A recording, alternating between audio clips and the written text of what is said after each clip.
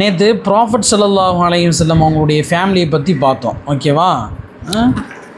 What is the name of our prophet ஸல்லல்லாஹு அலைஹி வஸல்லம்? Muhammad bin Abdullah. Father name? Abdullah bin Abdul Muttalib. Mother name? Aamina bint Wahab. How many children for Prophet sallallahu alaihi wasallam? Prophet sallallahu alaihi wasallam had 7 children. Their names are Qasim radhiyallahu anhu, Abdullah radhiyallahu anhu, Ibrahim radhiyallahu anhu. Good. Fatima radhiyallahu anha, Zainab radhiyallahu anha, Ruqayya radhiyallahu anha, உம்மு குல்சும் ரலியல்லாஹு அன்ஹா. ரசூலுல்லா வந்து அவங்க பிறக்கிறதுக்கு முன்னாடியே அவங்களுக்கு அப்பா கிடையாது. யார்? அப்துல்லா அவங்க இல்லை. ரசூலுல்லாஹி ஸல்லல்லாஹு அலைஹி வஸல்லம் அவங்க பிறக்கிறதுக்கு முன்னாடி அப்பா கிடையாது. பிறந்து 6 வயசில் அம்மாவும் கிடையாது. அம்மாவும் வஃபாத்தாயிடுறாங்க. ரசூலுல்லா அம்மாட்ட இருந்தது, அதாவது ஆமீனா அம்மாட்ட இருந்தது கொஞ்ச நாள் தான் இருந்தாங்க. ரசூலுல்லா பிறந்து 6 வயசில் அம்மாவும் வஃபாத்தாயிடுறாங்க. இந்த 6 வயசுலேயே கொஞ்ச நாள் தான் ஆமீனா அம்மாவோட இருந்தாங்க.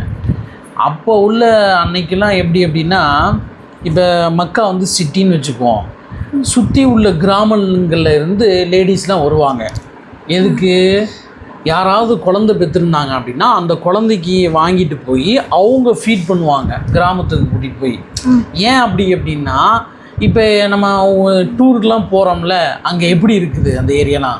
அந்த ஏரியாலாம் ஃபுல்லாக ட்ரீஸ் வித் ட்ரீஸ், க்ரீனரியாக இருக்குது, பொல்யூஷன் இல்லாமல் இருக்குல்ல. அப்போ அந்த காலத்தில் அப்படித்தான். மக்கா வந்து சிட்டி அப்படின்னா, அப்போ கிராமத்தில் வளர்கிற குழந்தைங்க நல்லா அந்த க்ரீனரியோட பசுமையாக வளருவாங்க, ஹெல்த்தியாக வளருவாங்க அப்படின்னு சொல்லிட்டு இவங்களும் மக்காவில் யாராவது குழந்தை பெற்றிருந்தாங்கன்னா அவங்க என்ன செய்வாங்க, அந்த மாதிரி வந்து ஃபீட் பண்ணுறதுக்கு கேட்டு வர்றவங்கள்ட்ட தங்களுடைய குழந்தையை கொடுத்துருவாங்க. அதுக்கு வந்து ஒரு குறிப்பிட்ட சேலரியும் வந்து கொடுத்துருவாங்க. அப்போ முதல்ல ரசூலுல்லாஹி ஸல்லல்லாஹு அலைஹி வஸல்லம் வந்து பிறக்கிறாங்க கை குழந்தையா. யாருக்கு? ஆமீனா அம்மாவுக்கு பிறக்கிறாங்க. அந்த சிச்சுவேஷனில் பக்கத்து கிராமங்களில் இருந்தெல்லாம் நிறைய பேர் வர்றாங்க. ஒவ்வொரு சீசன்லேயே வருவாங்க. இந்த மாதம் யாராவது குழந்தை பெற்றிருக்காங்களா, அடுத்த மாதம் அப்படின்னு ஒவ்வொரு நாள் வரும் பொழுது ரசூலுல்லாஹி ஸல்லல்லாஹு அலைஹி வஸல்லம் பிறந்திருக்கிற போது ஒரு குரூப் ஆஃப் பீப்புள் வர்றாங்க. ஓகேவா? வந்த உடனே எல்லாம் என்ன செய்வாங்க, எல்லாமே நேராக போய் காசு இருக்கிற குழந்தைங்களையா பார்த்து எடுத்துக்குவாங்க. ஏன்னா அவங்களுக்கு வந்து அப்போ தான் சேலரி நிறையா கிடைக்கும். அப்போ தான் நிறைய கிடைக்குங்கிறக்காண்டு எடுத்துக்குவாங்க. இங்கே ரசூலுல்லாவுடைய வீட்டில் யார் இல்லை? அப்பா இல்லை. சம்பாரித்து போகிறதுக்கு ரசூலுல்லாவுடைய தகப்பனார் இல்லை. அப்போ இந்த வீட்டில் வந்து வர்றதுக்கு எல்லாருமே யோசிக்கிறாங்க. யார்கிட்ட வெல்த்தியாக இருக்கோ, காசு பணம் இருக்கோ, அந்த வீட்டு குழந்தைங்களெல்லாம் போய் எடுத்துடுறாங்க. ஓகே.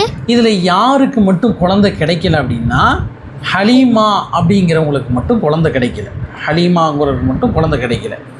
ஏன் கிடைக்கல அப்படின்னா, அவங்க அன்றைக்கெலாம் வந்து ஒட்டகத்தில் தான் ட்ராவல் பண்ணுவாங்க. அப்போ ஒட்டகத்தில் ட்ராவல் பண்ணும்போது ஒட்டகம் எப்படி நம்ம ஸ்பீடாக போகும், ஒட்டகம் அப்படி ஸ்லோவாக போகும், அவ்வளோதான். அதுலேயும் ஹலீமா அம்மா வந்த ஒட்டகம் ரொம்ப மெலிஞ்சு போய் ரொம்ப ஸ்லோவாக தான் வந்து மக்கா வந்து ரீச் ஆகுது. அப்படி ரீச் ஆகிறதுக்குள்ளார எல்லாருமே போய் வந்து மற்ற குழந்தைங்கள்லாம் போய் எடுத்துடுறாங்க.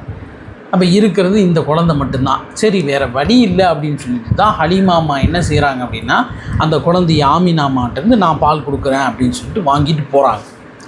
ஆனால் மிராக்கிள் என்னென்னா, எப்போ இந்த குழந்தைய ஹலீமா அம்மா வாங்கினாங்களோ, கையில் எடுத்தாங்களோ, அவங்க வந்த ஒட்டகம் அப்படி புஜ்டிக்காக ஆயிடுச்சு, நல்லா ஸ்ட்ரென்த்தியாக ஆயிடுச்சு, நல்லா வெல்த்தாக ஆயிடுச்சு. வரும்போது மக்காவை ரீச் பண்ணும்போது லேட்டாக வந்தவங்க இங்கேருந்து திரும்ப ரிட்டன் ஊருக்கு போகும்போது பார்த்தோம்னா அவங்க தான் ஃபஸ்ட்டு போய் ஊருக்கு ரீச் ஆகிறாங்க.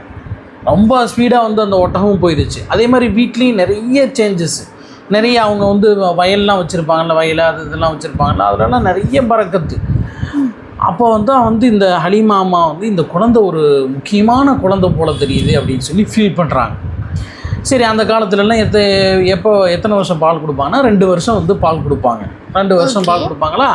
அப்போ 2 வருஷம் முடியுது, பீரியடு முடியுது. இப்போ பீரியட் முடிஞ்ச உடனே இப்போ ரசூலுல்லா அந்த கை குழந்தையான நாயம் ஸல்லல்லாஹு அலைஹி வஸல்லத்தை போய் யார்கிட்ட போய் ஹேண்ட் ஓவர் பண்ணணும்? ஆமினாமாட்ட போய் ஹேண்ட் ஓவர் பண்ணணும்.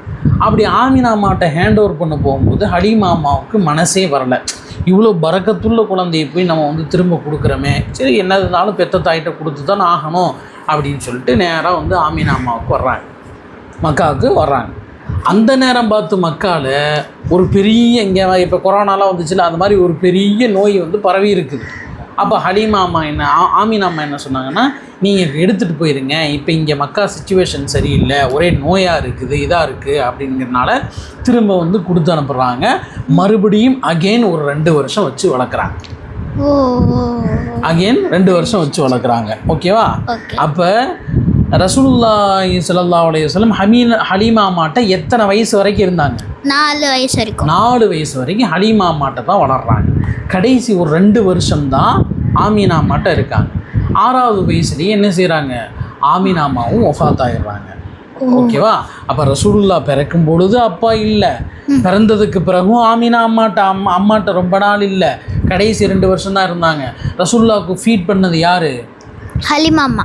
ஹலீமா அம்மா தான் ரசூலுல்லாவுக்கு ஃபீட் பண்ணுறாங்க.